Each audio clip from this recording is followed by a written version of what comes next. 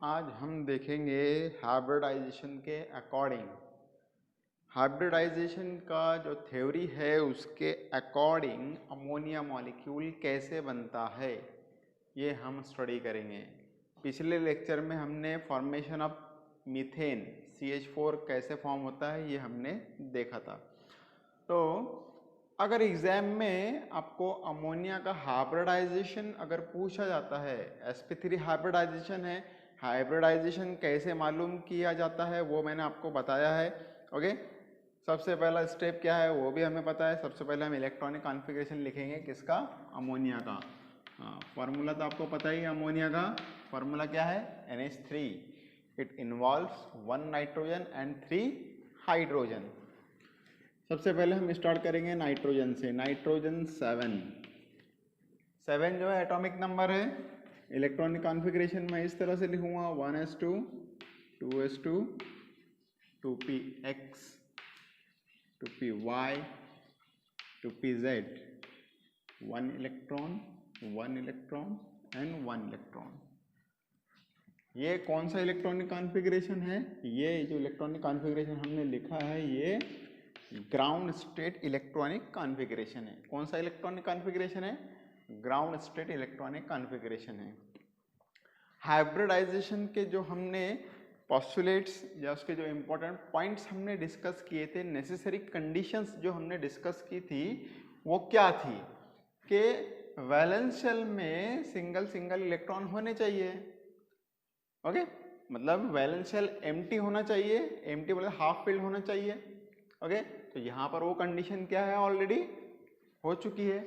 और हम ये भी देखते हैं हमारे common day to day life में, जब भी हम अमोनिया या नाइट्रोजन के बारे में स्टडी करते हैं तो नाइट्रोजन 3 वैलेंसी शो करता है और उसके कंपाउंड्स में भी 3 वैलेंसी शो करता है।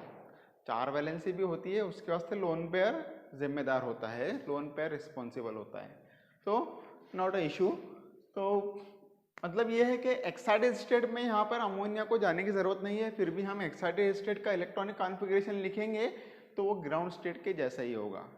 ठीक है, तो ये हो गया इस तरह से। अब मैं क्या करता हूँ, इसको बॉक्स में लिख लेता हूँ। तो मैंने इसको बॉक्स में कर दिया। These are 2 electrons of 2s और ये हमारे पास में p ऑर्बिटल है 2px 2py 2pz। इनको मैंने इस तरह से लिख दिया।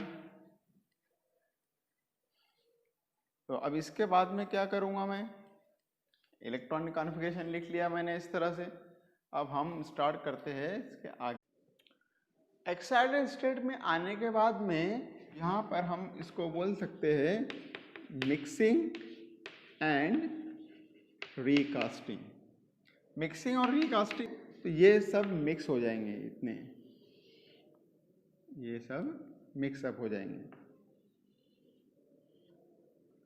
मिक्सअप होने के बाद में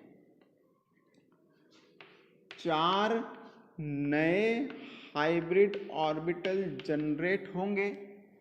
4 नए हाइब्रिड ऑर्बिटल जनरेट होंगे। ये 4 हाइब्रिड ऑर्बिटल जनरेट हो गए। ये चारों के चारों क्या है? sp3 हाइब्रिडाइज्ड ऑर्बिटल है। क्या है ये? sp3 हाइब्रिडाइज्ड ऑर्बिटल है। हमने देखा कि ये वाला s है और ये तीनों भी p है। तो s और p कितने हैं? 3 हैं, इसलिए हो गया sp3 हाइब्रिडाइजेशन। अब इनको क्या होगा?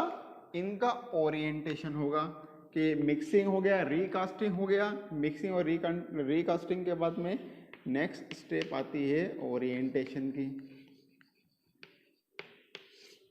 ओरिएंटेशन की स्टेप आती है। तो ओरिएंटेशन मतलब क्या?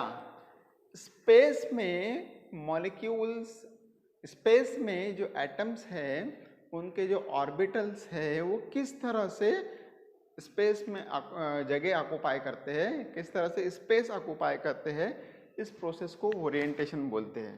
तो मैं आपको बताता हूँ ये किस तरह से होगा। ये नाइट्रोजन है, ठीक है।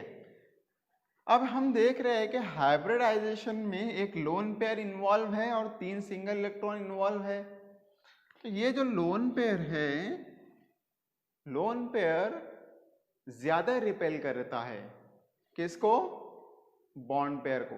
मतलब एक लोन पेयर है, उसके बाजू में अगर बॉन्ड पेयर है तो दोनों में रिपल्शन ज्यादा होगा, क्योंकि इधर 2 इलेक्ट्रॉन इधर 1 इलेक्ट्रॉन है।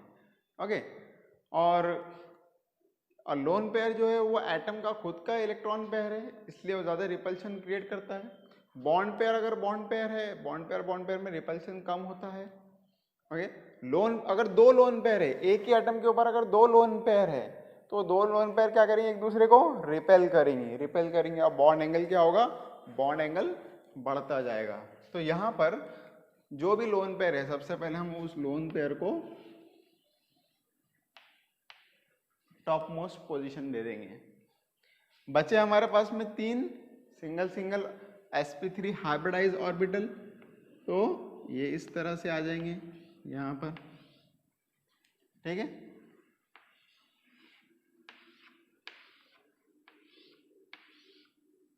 ये ऑर्बिटल्स आ गए। इसमें सिंगल इलेक्ट्रॉन में इस तरह से बता दूंगा।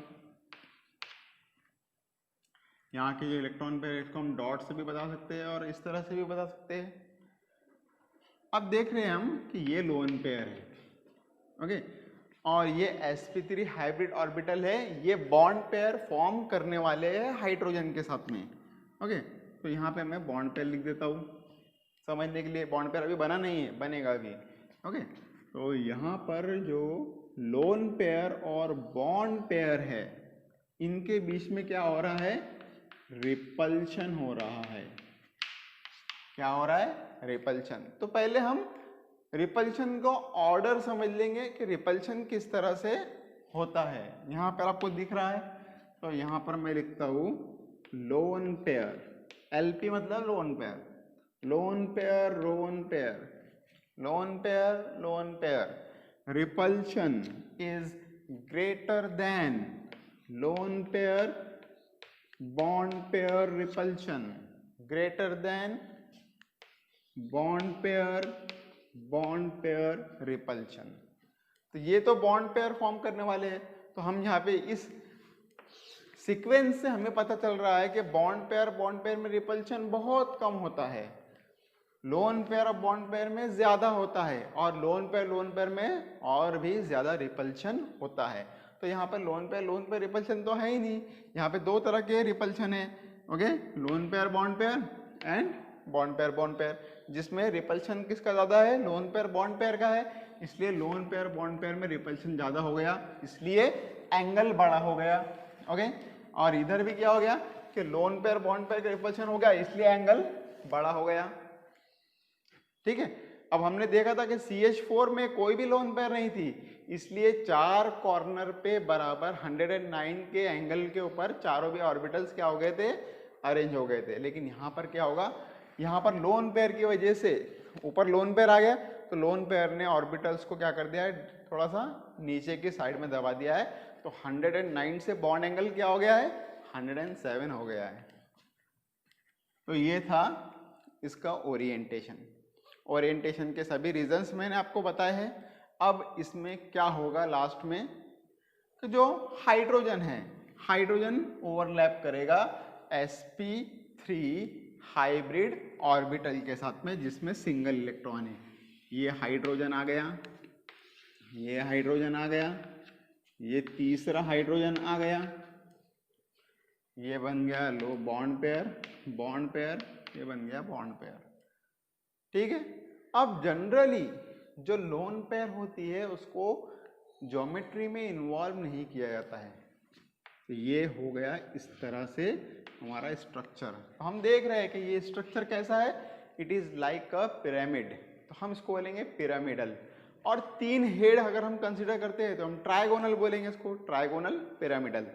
ठीक है, यहाँ पर आपको समझ में आ गया है कि ज्योमेट्री क्या हो गई है? ज्योमेट्री हो गई है ट्राइगोनल पिरामिडल। बॉन्ड एंगल कितना हो गया है? HNH bond angle,